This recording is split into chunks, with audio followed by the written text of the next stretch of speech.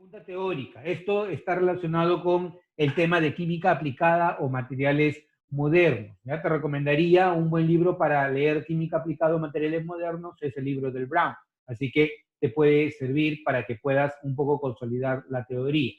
Te dice, respecto a los polímeros, analice si las siguientes proposiciones son verdaderas o falsas e indique la secuencia correcta. ¿Ya?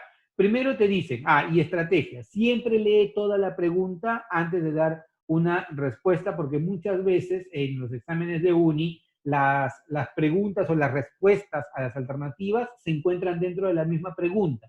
Entonces, muchas veces el alumno tiene o peca de mantenerse en una pregunta y no pasar a la otra. Lee toda la pregunta como un todo y te vas a dar cuenta mejor de a dónde está enfocada esta pregunta. Primero te dice, un polímero es una especie de alta masa molar. Segundo, entre otras posibilidades, pueden obtenerse por reacciones de adición o de condensación.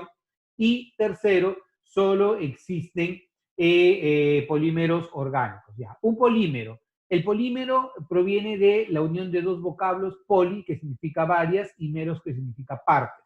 El polímero es la unión de varias unidades que reciben el nombre de monómeros. Así como un muro de ladrillos tiene como una mínima unidad el ladrillo, un polímero tiene una mínima unidad que viene a ser el monómero. La unión de muchos monómeros me da un polímero. Si el monómero es el etileno, el polímero se va a llamar polietileno. Si el monómero es el propileno, el polímero se va a llamar polipropileno.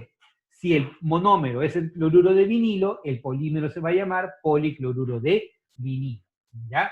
El polímero es una especie que tiene una elevadísima masa molecular. Por esa razón, cuando tú expresas a un polímero, normalmente lo que tú haces es expresar al monómero, ¿ya? Encerrado entre llaves, y le pones un valor n, que significa un valor bastante grande. O sea, la repetición del monómero durante muchas repeticiones. O sea, muchísimas unidades del monómero, ¿ya? Entonces, lo primero donde me dice que el polímero es una especie de alta masa molecular, sí, eso es cierto. Está relacionado con especies que tienen una elevadísima masa molecular. Lo primero, like. Lo segundo, entre otras posibilidades pueden obtenerse por reacciones de adición o condensación. Ya, cuando tú unes unidades del monómero para formar un polímero, ya, una unidad sobre otra unidad se llama polímero de adición, porque se están adicionando, ya. Por ejemplo, aquí el monómero es el cloruro de vinilo, el polímero es el policloruro de vinilo, que son unidades repetitivas de todo este monómero. Pero en las reacciones de condensación o en los polímeros de condensación va a pasar lo siguiente.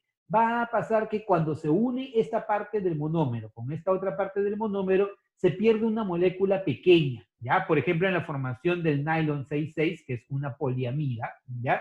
Las terminaciones de acá tienes el grupo OH y tienes el NH2, que es el grupo amina. Entonces, cuando se elimina una molécula pequeña, ya sea amoníaco, agua, dióxido de carbono, durante la formación de un polímero, se dice que la polimerización es de condensación y por lo tanto el polímero es un polímero de condensación.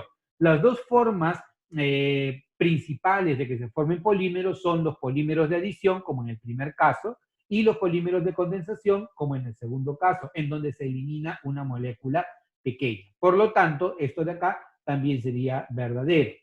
Acá te dicen solo existen polímeros orgánicos. No, lo común es que tú encuentres polímeros orgánicos, pero también existen polímeros inorgánicos. Por ejemplo, esto es muy conocido para ti. ¿Qué cosas son? Son las siliconas.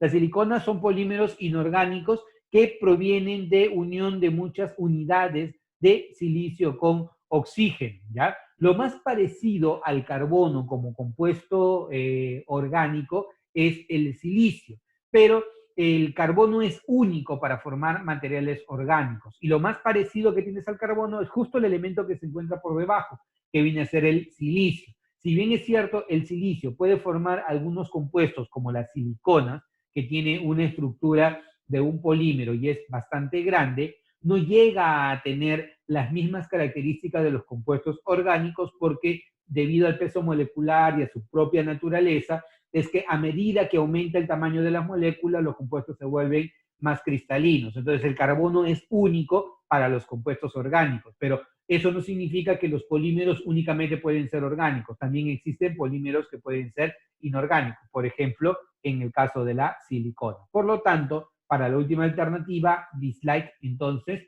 tu respuesta sería verdadero, verdadero, falso, alternativa, la letra B.